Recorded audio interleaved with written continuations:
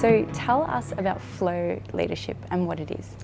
Okay, well, that could take a little while. Flow leadership actually came around from research that I was very passionate about. So I've been working as a leadership development specialist for quite a few years now, and working on a whole range of programs, from leadership development programs to executive coaching, and particularly in my work at Melbourne Business School as a feedback specialist, using a whole range of different psychometric instruments. And what I realised was that over and over and over, the same questions were emerging from all of my clients, and pretty much everybody wanted to know what is the most effective leadership style and what is the best profile to be most effective as a leader.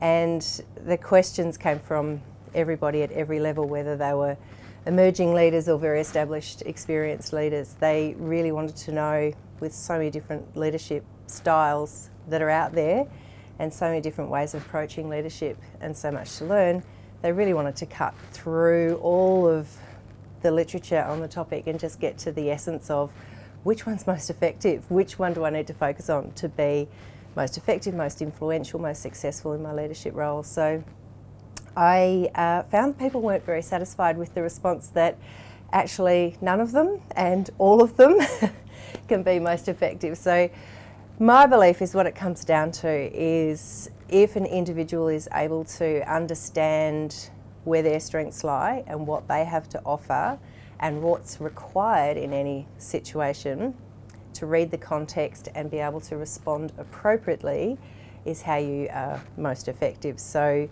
the answer of none of them and all of them is because it is important to be able to adapt to the situation. So to recognise what's required in a situation, to understand the needs of those that you're working with, and be able to adapt your style to respond to what's required. So often people think, well, hang on, does that mean I have to change myself to be something that I'm not to be most effective? And it's not that at all.